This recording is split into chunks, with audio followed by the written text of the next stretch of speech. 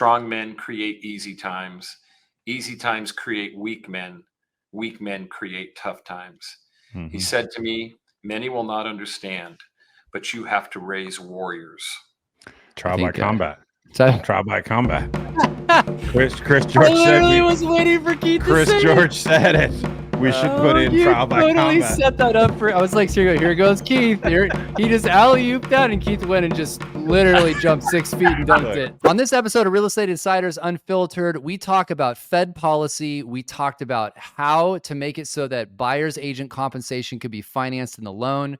We talked about the importance of the National Association of Realtors. It is deep. Tune in. You talk about it privately. We talk about it publicly. This is the Real Estate Insiders Unfiltered podcast. Welcome again to the Real Estate Insiders Unfiltered podcast. I'm your host, James Dwiggins, along with my co-host, Crazy Uncle Keith. Yes, sir.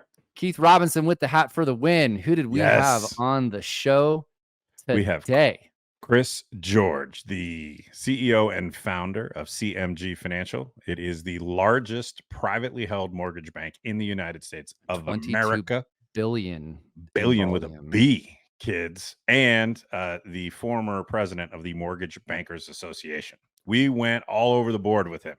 We covered Fed policy. We covered rates. We talked about affordability. We talked about, can the mortgage industry come in and bail us out of all this commission insanity?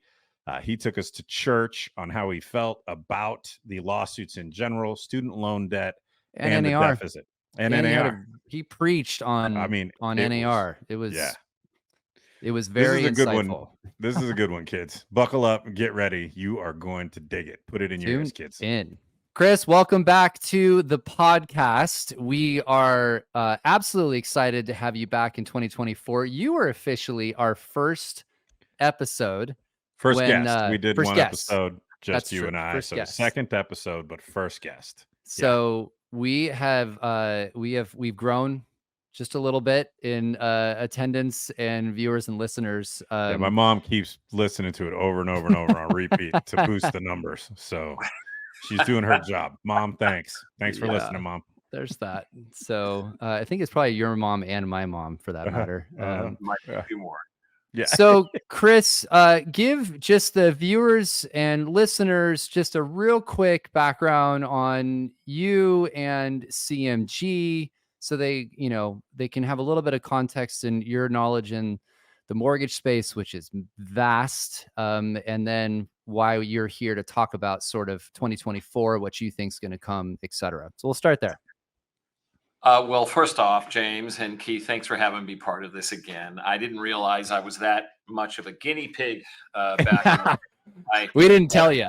Evidently, it panned out for us. I do think that we did break some new ground of Keith's pet project of the 100-year mortgage, but I'm telling you, we probably will not cover off on that much today. But by way of some fast background, this is the 42nd year I've been in the mortgage industry. CMG celebrated its 30th year as a company earlier in the middle part of last year in July. Congrats.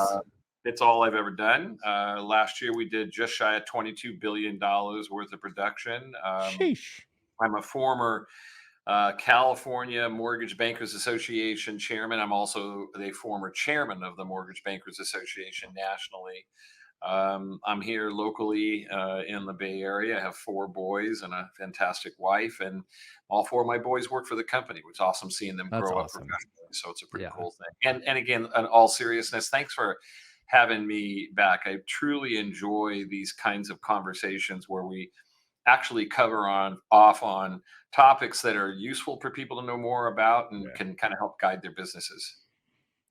Thanks for being here.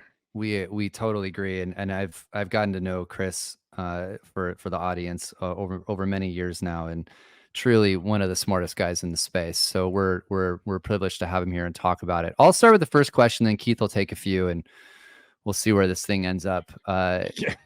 I'll ask I want to throw some controversial questions out because certainly the mortgage industry has had a very difficult year in 2023. It'll be an understatement. Did Powell get it right? Was he too aggressive? Recession? What are your thoughts? Let's dive right in. Well, okay, so let's talk about a couple of things. Let's first talk about 2023 versus 2022. Not all of us had tough years. There were a few companies out there. The builders, by the way, the builder mortgage companies probably had a positive year in relationship to 22 versus 23. Sure. Mhm. Uh, as an organization, through September of last year, we were up almost 18% year over year, which is a big deal. And I can talk more about why that occurred, in part because of some acquisitions we made, but also in Sure. part because of some of the strategic decisions we made about how we were going to go about getting business.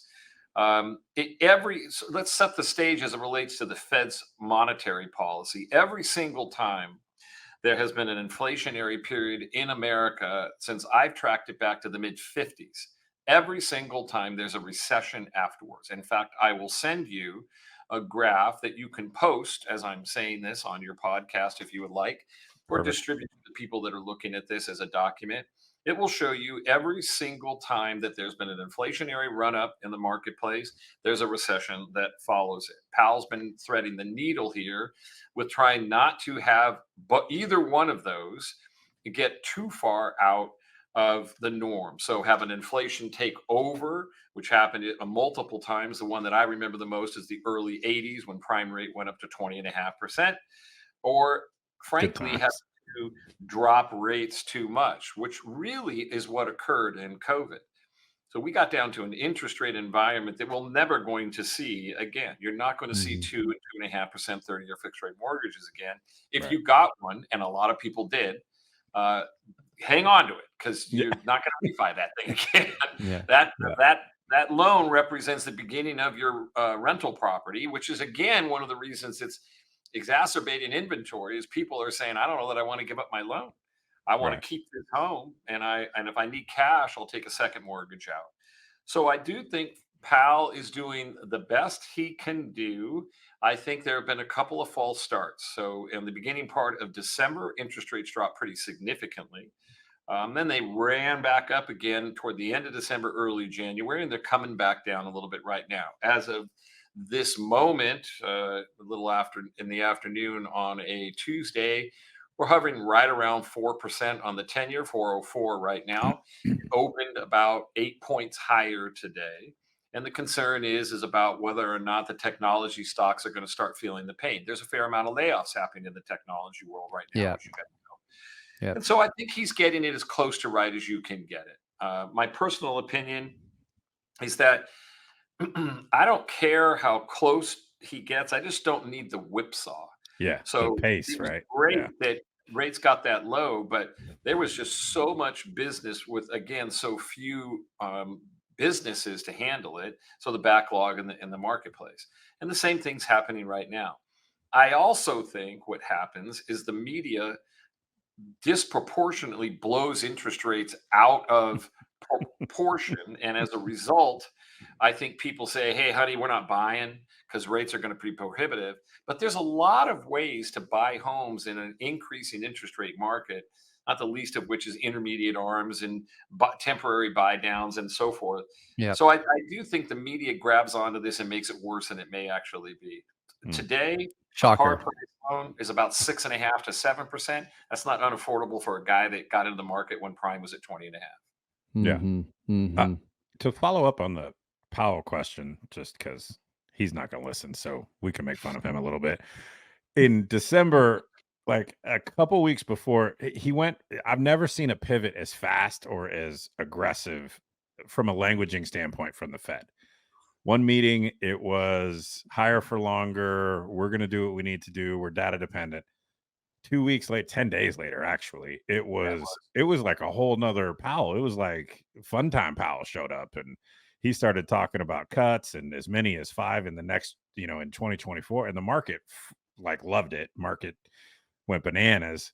Have you ever seen a pivot that quickly from tonality and approach? And what do you attribute that to, if anything? well, I think that I'll answer the second question first. I think the Mhm. pivot was largely based politically. I think that there's some Mm. concern about what's happening Yeah. with this being a political year. I think that there's concern about President Biden's incumbency. I think there's concern about momentum that's being established, which appears to be the front runner be Donald Trump.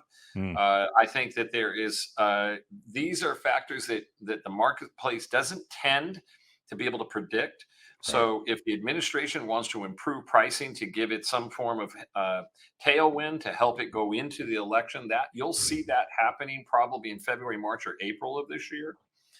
From our prediction, and I think one of the things that we were kicking around before we went live, where do I think rates are going to go? I wouldn't count on rates being substantially lower in March, April, and May. I would expect them to be lower in July, August, and September. For a couple of reasons. One, I think you're going to finally be able to see fundamentals come into line to determine whether or not the market is really slowing down, and you're going to be able to absorb some of the layoffs that are happening industry-wide. The second thing is you're getting close to election time, and people only remember what you ate for lunch, not what you had, 3 weeks ago for breakfast. And so I think what the Fed policy is going to get a lot of pressure from the administration to get one last push to be able to remain in office. I think that's something you're going to see in July, August, or September. I only want to emphasize this to your listeners, that while it does sound like interest rates are higher, and they are, of course, we should have never gone as low. And everybody seems to compare, well, it's at 6.5, and 2 years ago we were at 2.5. You should never even compare that. That's a market. It's not something that you can use as a barometer. And I've been reading a fair amount. I mean, I know that it feels like, quote unquote, a lot of people are at 2.5% on their 30-year fixed, but I haven't looked up the number. I probably could find it, but it's not as many. Like it's not as many as we think. And I've been reading, and I'm curious your thoughts on this, that the inflection point for interest rate in mass is somewhere, low 5%, around 5%. At that point, the math would be infallible, right? It would make sense for I think it was 48% of homeowners to either trade up, refi. But if we get down to that rate, there's nearly half of homeowners who would be not rate locked, if that's truly a thing. Is that right? I know you can't quote those statistics, but does that sound right? Yep. That sounds about almost dead on. There are some statistics that the Mortgage Bankers Association puts out, as well as we run our own book. So we service about $100 billion worth of business on our own. Pretty good sample size, Chris. That's a pretty good sample size. That's a pretty good sample size, 100 billion. Yeah. What'd you learn when you dug through the files? We're just a small local company. So, we're just trying to hold our own in the vast sea of real estate. So what we look at is a couple of things. Keep in mind that our marketplace really started increasing pretty significantly in late 21 and early 22. We had and most companies in the mortgage industry had a pretty decent first quarter of 2022, but interest rates rose dramatically during that time. Yeah. So if you start thinking about the period of time that we have had an opportunity to have above 5 to 5.5% market, it really began in about April of 2022. So we're a year and a half coming up on 2 years worth of increased interest rates. Yeah. This is in an environment where we are as low as the market has ever tracked the percentage of purchases versus refinances. So from that point on, refinances fell off a cliff. Right. And that's why so many companies are suffering, at least from my side, in the ability to be able to keep their margins up and their production up, because a big segment, which is generally between 20 to 25% of the market, is refinance. Those numbers are basically zero, right? I mean, they're gone. Yeah.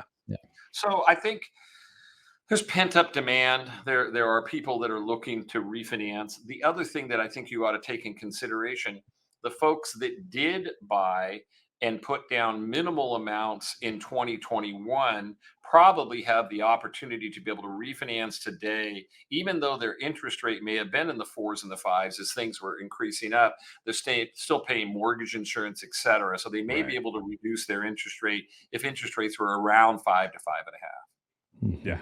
Okay. So that's the tipping point, or a tipping point, maybe not the tipping point. Let me shift gears a little around affordability. You and I we talked about this on the last podcast. This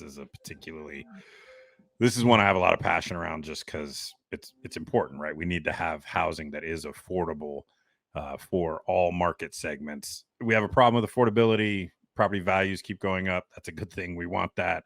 Interest rates spiked. We've covered that. That's that's not our favorite thing, but it is what it is. How do we solve for this affordability issue? And I won't bring up the 100-year mortgage, but how do we solve for the Well, affordability? I am going to talk about something that is controversial, even Yes. perhaps. So I'll take the mantle of your controversy off of your 100-year mortgage Thank you. and bring it over here. And I'm not going to go Whew. to a 2 or 500-year mortgage. We're going to stick with something more a little more mundane. So let's take a step back. What drives up the price of a home in terms of trying to make it affordable? And first of all, affordability is in some ways sort of like beauty. It's held within the eye of the beholder. Mm-hmm. For in the Bay Area, your average, or even here in the East Bay, your average median income is something in the neighborhood of 145 to $160,000. Right. Right. That isn't what the same is the same case in Biloxi, Mississippi, or Murfreesboro, Tennessee, Mm-hmm. or other parts of the country, particularly places where people are moving because of the affordability. Idaho, Tennessee, and what used to be Texas, although I will tell you, I'm not sure Texas fits into affordability any longer, at least the parts that people have moved to, like Austin, Dallas, and Dallas. San Antonio, et cetera. But clearly, places like Idaho, clearly places like Tennessee still offer, and other parts of the country still offer an ability to be able to acquire land at a price that you can build a home in the mid twos, mid threes, and maybe even low fours. And because of the influx of people, there's a lot of business there. So there's still folks that make a decent amount of money. If you're talking affordability in the Bay Area, you're going to have to start addressing a couple of things. And we are doing some of this ourselves anecdotally to see if I can maybe move the needle. Number one, you're going to have to talk about how do you build an affordable home? Mm-hmm. There are fundamental things that cost the same, whether you're in Dade County, Florida, or Contra Costa County, California. You're in a situation where lumber, core products, core labor, et cetera, is all rising. In the Bay Area, particularly, it is very difficult to hire any construction crews that are not union. Now, I'm not Mm-hmm. against unions, but I am going to tell you that in the past, the non-union sales force had a different pay scale than the union Yeah. sales force. Yeah. Right. Yeah. Yeah. And It's not so controversial. It's factual. Yeah. yes, it's very true. But what Yeah. has occurred that it's been so competitive to get people that those people that were non-union have decided to become and work for union shops because of the amount of pay that the union shops are able to get to them. Mm-hmm. So there's a fundamental cost of the construction and the material. Then Labor. let's talk about land. Yeah. So what we're doing, and then I'm going to talk about other ways to solve it with product. But what we're doing, and you can do this yourself. This is just the world of Chris George being silly in my mind. I bumped into a guy. He looks like Hagrid from the Yeah. Potter movies. The big hairy one. He's the big hairy one, right? Just like him. Yeah. And I met the guy, was helping him with a build that he was doing in Oakland. And he says, "Hey, I got this other business. I'd be wondering if you'd be interested." Or, "What's your other business?" Essentially, he builds small homes, 800 square feet, 1,000 square feet, and 1,200 square feet. I think there's a bill or a new rule in California. I think it's like SB 9 or something. Yeah. That talks about the ability to have a 1,200 square foot ADU, an accessory dwelling Yeah. unit. Yeah. My own curiosity was, okay, well, how much could you build one of these for? And he's giving me the price and how much he makes. So I just went on Zillow and I cleared everything out and I just looked for land, started in San Ramon, then I removed the boundaries and went out. And I started finding pieces of property, anywhere from $125,000, a regular size lot that was split off of a bigger lot in Castro Valley, California, all the way to $165,000, a lot that's in Sonol, that's a beautiful wooded lot. And so this is something we're doing right now. I took 3 of his models. I took 3 of these lots. I placed the models on those lots. I sent it to my appraiser, and I'm waiting for him to come back and tell me how much is this property going to be worth after I build this 1,200 square foot home on this big lot with the Right. idea that I build this small home, which is more affordable, with the understanding that at some point in the future, the buyer of that home will build their big home. But there is Sure. something that has changed. What recently changed from a lending perspective is in the old days, if you had or put an ADU on your home, we wouldn't allow you to use the income of your ADU to qualify. We do Mm, now. And by the way, we allow that to occur even if the ADU is not rented. We do a rent survey on Hmm. 1,200 square feet in the area, and we let that income be part of the ability for you to afford it. So when you're talking about affordability, I'm seeing affordability as different ways I can get you to buy a home that's affordable and maybe give you a little additional income. Now, agreed, if you're only putting an ADU on there and you're moving into it, you can't get rental income from that. I Right. get sure, that. Right. sure, Right. sure. But even But if if you even if what I like about that conceptually, right, is you're taking the first two steps of the process, buy that entry level home and then the trade up home, but you're combining them, giving them a more affordable first step in that's not a townhouse or a condo. It's a that's correct. lot. You'll have the location where the main house could go eventually. That's not That's where you put correct. the ADU, right? You put the ADU 100 yards away or whatever makes sense. And you're combining the first two steps in the homeownership process in an effort to get some arbitrage there on affordability for the homeowner. I think that's brilliant. What was the house? What were they worth? Just curious. The cost of I'm going to call them ADUs. What were they running? About 175,000 to 225, depending on size and terrain of the lot. So it's easier to build a flat Sure. lot Sure. foundation and drop it on there. These I things are just all sort of was fast. I was just more for the listeners that are in other parts of the country. They're going 200,000 for an ADU. I could build a whole ass house for They're that like, in what? Wichita. What is wrong with Shout you out, in California? shout out Uh, By the way, Wichita. yeah, Yeah. there may be an ADU on the back of a truck. That may not be on a foundation yet. So let's totally. Yeah. be Yeah. clear. That's But what interesting. I'm hearing though is this: if I put a 1,200 square foot home on a 8 or 9,000 square foot lot, and if I'm able to do so in an area that's desirable, and let's just say I spend 200 grand for the lot, 200 grand for the ADU for the sake of this quick discussion. Sure. I'm hearing though that the indication of the value is somewhere between 550 and 700,000 Yeah, after I do that. sure. Right. I'm not selling it to them for that. I'm going to handle the financing sort of like a construction loan. You know, we're Hmm. going to do a lot loan and then we're going to go buy the ADU and we're going to put it on there and then we're going to do a long-term loan. So the borrower gets the benefit of that sort of sweat equity that Right. occurs. Right. So and I think there's some benefit to that because at some point in the future, as their income catches up, they'll have equity in their home to be able to build the big house, if you will. Right. Sure. So Yeah. Sure. product. Hmm. You're going to think that I'm this is going to be a little bit of a trip down memory lane, but we just did it wrong. And I want to talk about it. There's nothing wrong with an interest only loan. So you're describing a 100-year loan. That's fine. I would prefer to describe that as an IO, right? Hmm. And we are developing right now, and it'll sound like, again, it's deja vu. We're working on something we call the choice loan. And the choice loan is simply this: that it's the only self-modifiable loan in America today, so that you can modify your loan month after month after month. You don't have to call you do not have to call your servicer. You don't have to call me. You don't have to call anybody. So we'll use James as the borrower. I make him the loan, and he's doing okay with his income, so he's making the 30-year fixed rate, the 30-year payment. He's doing a lot better with income, and he decides, hey, I'm going to switch now to the 15-year payment. By the way, these payments are on his statement. He has a bad month. He says, oh man, I'm going to pay the IO. All along, he's completely current. And then Hmm. he says, I've had a really bad couple of bad months. I'm going to pay the neg am.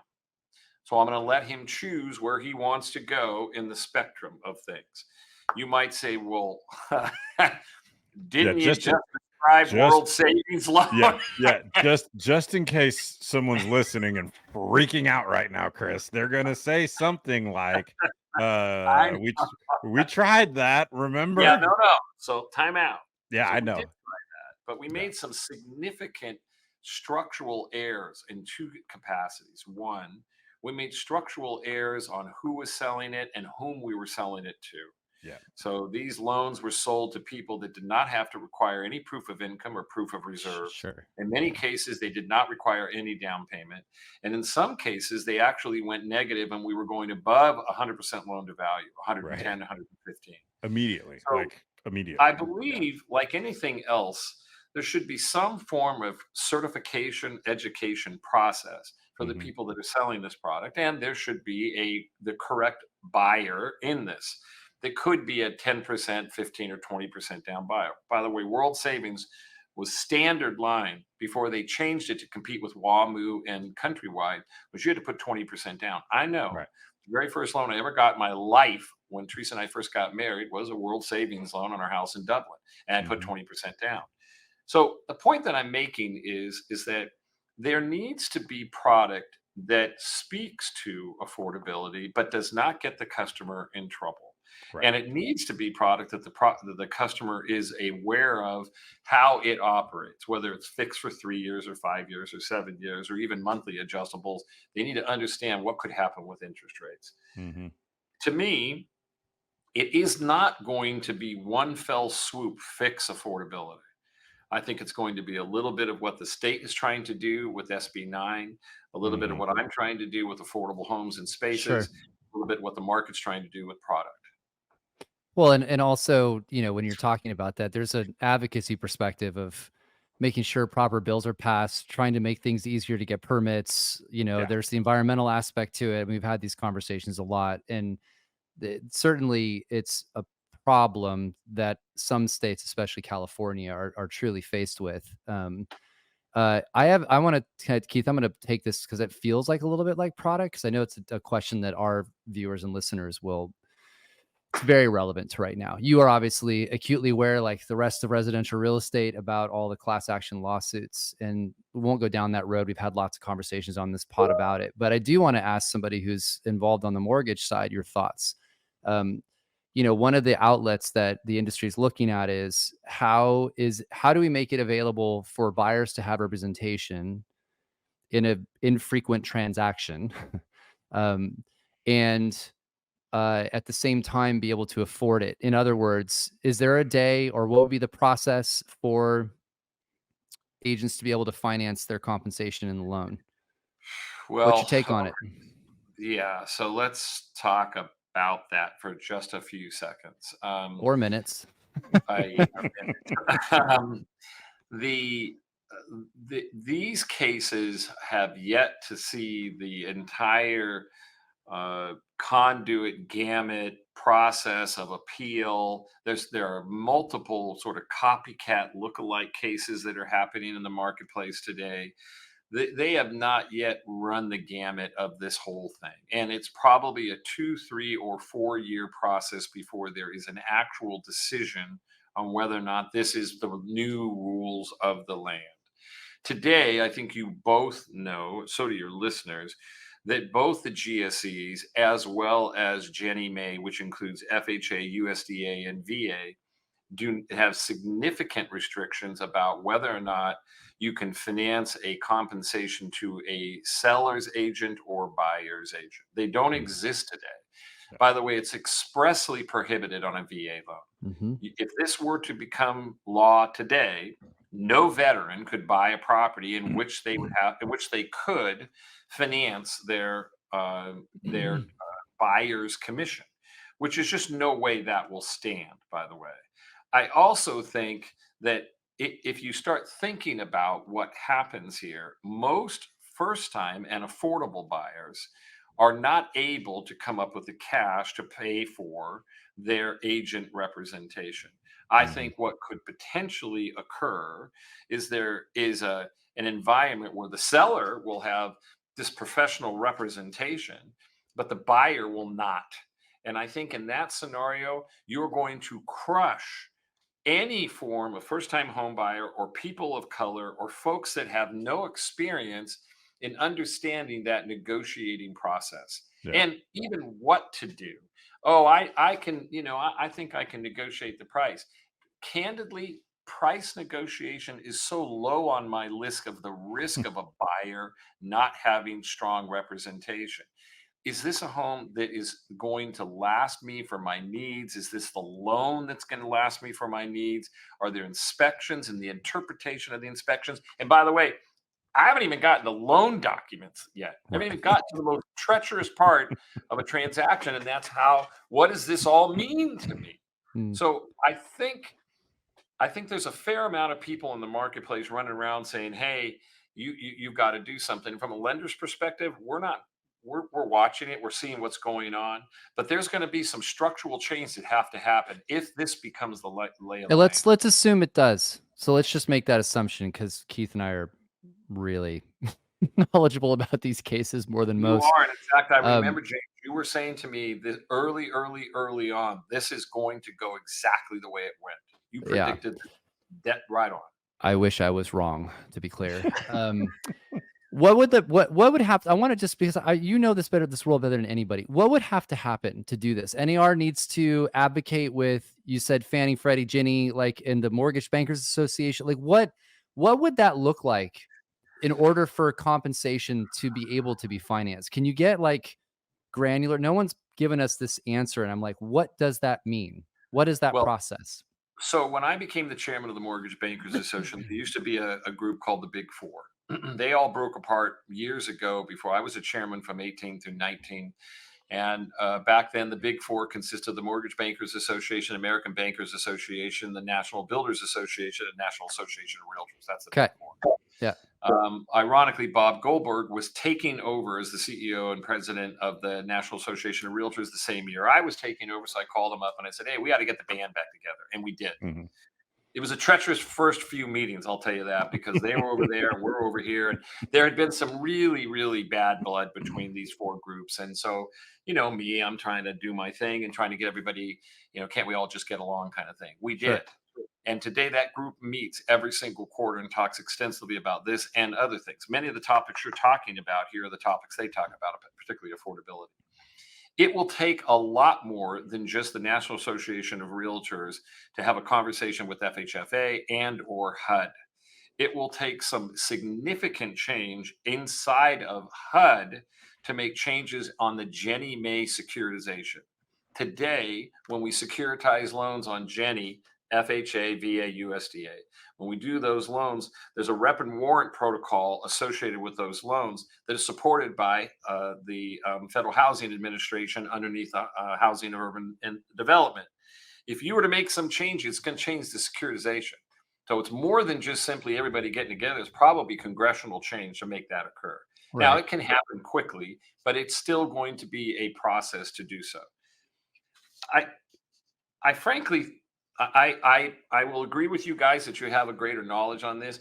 It is stunning to me that we're turning the marketplace on its head like this. Oh, and don't even like just all we're doing. And I'm not against lawyers. I got a bunch of them in my family. My sister's one.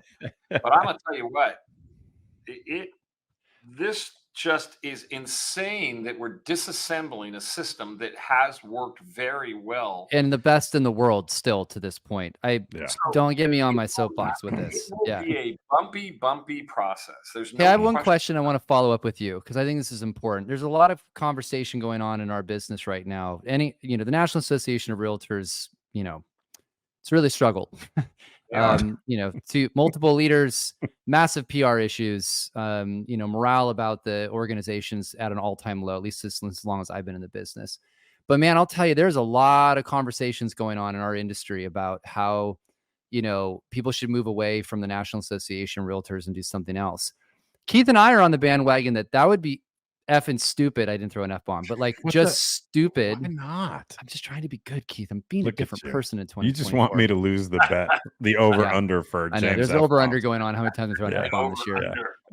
But Chris, genuinely, you have been involved with the organization. If NAR was to go away, since what would happen in your perspective of like our ability to... For those of you don't who work are listening, for the people that are listening, like, and you can't see Chris's face because he spent a good 3 or 4 hard face rubs. Like, oh my god, I don't even want to think about that. Just in case you're listening in your car. Well, I mean, genuinely, you worked with the organization. You've worked at the highest level with Congress on this stuff. Like, what would happen if we did not have that kind of influence and power? So think about it systemically as any time. So think of a disassembling of the National Association of Realtors like the unbundling or disassembling of Ma Bell. So when you take things that's that big, it doesn't get replaced with the same thing that big. The deregulation of the phone company back in the 80s and early 90s resulted in a bunch of small phone companies. By the way, they put them all back together eventually Right. They all got rolled back up. Yeah. But the point that I'm making is, for the first thing is, you're not going to go from the National Association of Realtors to the Universal Association of Realtors, right? It's not going to move. One big group's not going to move over. It will fragment. And when it fragments, you'll not be able to get consensus. And if you can't get consensus, you're not going to be able to have the same kind of influence that the National Association of Realtors has. The truth is that it will be devastating for the industry. I'm telling you, and for just a moment, with no disrespect meant to all of the people listening who are practitioners, it will be horrible for our consumers. Horrible for consumers. Understand something. I talk about this all of the time. Most people that buy a home that do not realize the most significant impact it will have to two things. One, their quality of life. And I'm not going to debate, well, you put down roots, and we can talk about younger generation and homeownership and all that kind of stuff. The bottom line is that there is an improved quality of life if you own your home. Even if it's perceived, it's still an improved quality of life. And secondly, and perhaps more importantly, you will not be able to generate wealth any other way than with real estate. Every single time I say this, people nod. Real estate creates millionaires. It always has. It creates business owners, kids that can go through college without any kind of student loans, the ability to be able to retire, to be able to generationally pass down wealth. You can't do that if you're a renter. And I believe, by the way, which I'll end with this, James, I believe that the ownership rate in America will begin to go down substantially because it'll be too perilous to own a home.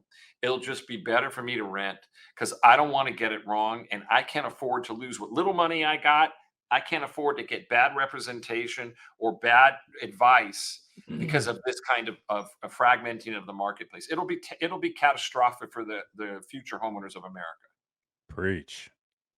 That was good. That That's was a wrap. that was That was yeah, real it was like good. that was a mic drop right there. Yeah, I just I got ca- little I was goosebumps. I was at an event last week in New York, and I'm listening to this new association that's trying to be created. And I understand why they're trying to create this new association. It's for reasons that are not invalid, but it's naive on their part to not understand the complexity of. And I said you'll love this, Chris. I go, you think you're going to replace local, state, and national governance where they're at the table already with all of the decision makers who are writing the rules?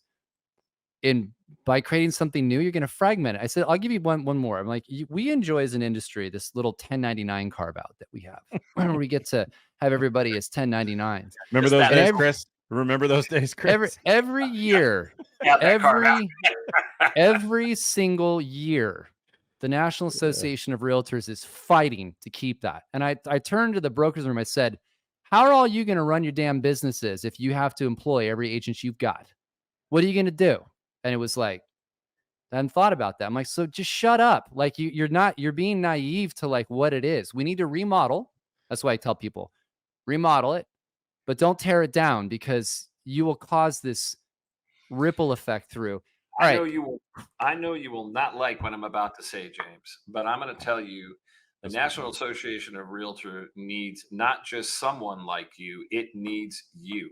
It needs somebody who is a thought-provoking, great communicator.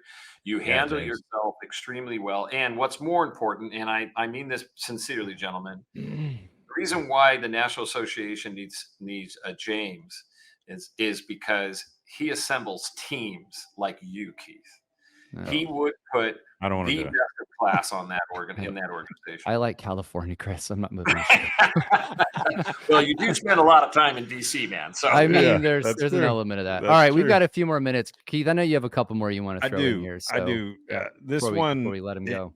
is, I remember when 2008 hit. I'll set this question up for just a minute, but I remember when 2008 hit, and going through that period was stressful. One of the things I was very worried about was it would be the first time, at least in my lifetime, where kids would sit at the dinner table and watch their families stress about housing. And I got worried that it would affect and erode that sort of aspirational homeownership. I was really happy when I discovered all of the surveys and things that NAR and Pew and other people do. All of them came back. It didn't. It remained and retained. Now, interestingly enough, I'm starting to see the younger generation with household formation later, living with their parents longer, foregoing buying. Last year it was 26%, which was the lowest rate of first time home ownership. Is this just affordable? Now my actual question is, the younger generation in home ownership, is this just a different reflection of affordability, or is there actually an erosion in the aspirational nature of owning a home, in your opinion? Question. I don't think it has anything to do with affordability. Well, a little bit. I think first it starts with philosophically. I think home ownership, particularly the kids that grew through the period of time where there was so much discussion about the over inflation of housing and the disadvantage of having particular products and the bailout of the too big to fails and the failure of our financial institutions like Bear Stearns and Lehman Brothers. I think all of that painted a picture that maybe home ownership wasn't for me, number one.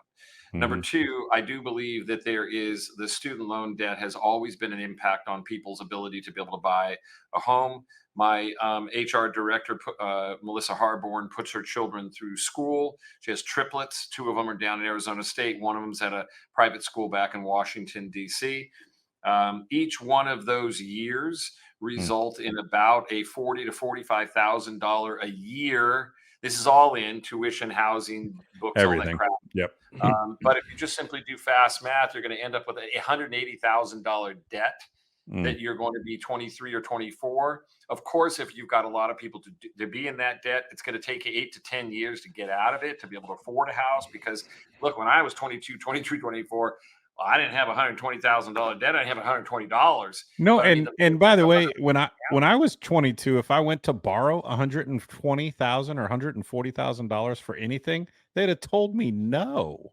I'm Like, gonna it's tell you kind of something, interesting. I don't like this, and I haven't done my own research. It's my own curiosity. I want to have it answered myself. I think when the United States government said, absolutely, make the loans, we're going to guarantee them. I think a lot of universities and colleges said, hey, this is a moneymaker for us. Yeah. Mm. Yeah. Students are customers. They're Mhm. no longer Right. students. Right. And we're going to get paid because the bank's going to get paid by the United States of America. I don't believe, and I could be wrong. And again, you're talking to a guy that flunked his way out of high school. But the point is, I don't believe you're telling me that the Stanford education that happened in 1990 Right. is worse than the Stanford education that happened last year. There's no way. No. I'm going to tell you those educational, and by the way, it's across the board. I will tell you, colleges and universities are making money hand over fist, and the only way they can, if you do not have a strong athletic department, you're making money on your students. I have one question to add here, because we've been talking about that for a while. Like, it's so expensive to do anything. You can't save up enough money. You've got all this debt when you get out of college. They're like, everybody wants to be an influencer. Yeah. Sorry to interrupt, James. I just looked it up real quick. Yeah. So this is, these facts are quick Google facts, not real facts. But this chart that I'm looking at shows that since 2004, the average tuition has more than doubled since 2004. What does that sound like to you? So you have a product that you can double the price? Sure. Yeah. The reason you're doubling the price is somebody's paying for that price. Inflation. The only way they're paying for that is because they're getting money for free. You don't have to do anything. Fog up a class, you get the student loan. Well, that's my question, by the way. That's literally the question I was going to ask. We're obviously at a point now. What is the debt at? What are we at? What is it? I don't even know. It's Trillion six. I think it's coming up some. on two. I don't even. I can't even. I lost count. What is there a point where this becomes a problem, like where we actually have to start having an adult conversation about what we can and can't afford as a country? Like, are we getting close to that? Because I've heard numbers of like, if this doesn't get under control in 10 years, we're going straight off a cliff. What is your take? Well, okay, you talking just student debt? Or you talking just No, overall? I'm talking about national debt The for national deficit. the national deficit, the debt, all of it. Yes. The deficits that keep increasing our debt. Let's talk about that for just a second. Until the gold standard, or excuse me, that the dollar is no longer the world's currency, you're fine because we just make more dollars. I mean, we're never going to be in trouble because we just keep printing more and more. Now, there is a big discussion, multiple countries, including, I think, Australia, China, and Russia, that have been talking about moving off the dollar as the de facto currency. I don't see that happening anytime soon, mostly because of the United States and other countries that stay on the dollar. Is that the BRICS states? That's the BRICS program that's been going on. Before that happens, James, and this is a conversation that you could probably spend a full hour on. I know. We're in an election year, so I figured I'd throw it in there. So, well, you got it in, but this is part of it. To me, something is happening as I'm watching the gaps widen, and I'm watching the middle class and lower class being stripped away from the, if you will, upper class. And you're beginning to start seeing a lot of frayed nerves. And I think that there's a lot of different reasons why Donald Trump resonates with a lot of voters. And I think some of it is because they feel like they are not represented in any political party anywhere. And they feel like that they're kind of mad as hell and kind of want somebody to speak for them. Sure. But there's going to be a time, I believe, and I hope we get it under control, that this is going to bubble over somewhere. It has bubbled over already. And when it does, it gets suppressed. But I don't think that's going to happen in the future. I think as people find that they are completely boxed out of certain opportunities, and homeownership is one of them, I believe that creates a pretty angry populace. And I think the way, and to add to that a little bit, I feel like we're just becoming so desensitized to just human plight. Like, I can't stand, and I'm doing something about it, which is a conversation for some other day, about the homelessness here in the state of California. And I know we didn't talk about it, but the general exodus from the state of California. I read a report that the people that are leaving California are the upper level Californians, right? That are making $250,000 or $400,000 or more, which are the people that are paying the majority of the tax, which means that we're just going to add to our own $58 billion, trillion dollar deficit. And yet at the same time, next time you're walking on any street and you walk near or by a homeless person, take a look at the person that's next to you and see where their eyes go, and they don't go to the person. They block this human out of their mind as if they're not even really a human. And to me, a society should be judged on how we treat the least fortunate. Those are those people. 22% of our homeless population are veterans. 22% are veterans. I don't care how they served. They served. Yeah. For goodness sakes. Yeah. So to your comment, before we get in trouble of something going off the cliff, before there's that kind of financial unrest, I think you're going to see some social unrest. It is in part already starting. Yeah. Yep. Well, I always love having you on because I learn tons, and it's always very insightful. You also, I hope I don't get in trouble. And by the way, that wasn't a stump speech. I'm not running. No, it's a human speech, right? It's great. I love it. You can never too often remind someone to be a humanist, right? Totally agree. That we have to work on these things as a group and try to figure them out. And it's as fractured as it's ever been. We're as Maybe not ever. I haven't been around a long time, but as far as a 52-year-old guy running around on the earth, I don't remember it feeling this fractured in my lifetime. Yeah.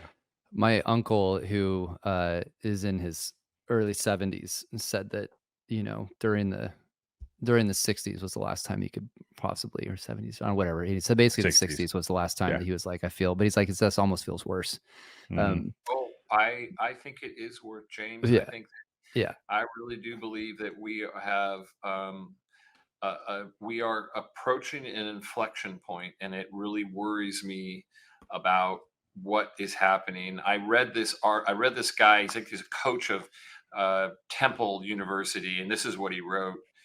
He said, "My grandfather walked 10 miles to work each day. My father walked 5. I'm driving a Cadillac. My son is in a Mercedes. My grandson will be in a Ferrari, but my great grandson will be walking again." I asked him, "Why is that?" He said this: "Tough times create strong men. Strong men create easy times. Easy times create weak men. Weak men create tough times."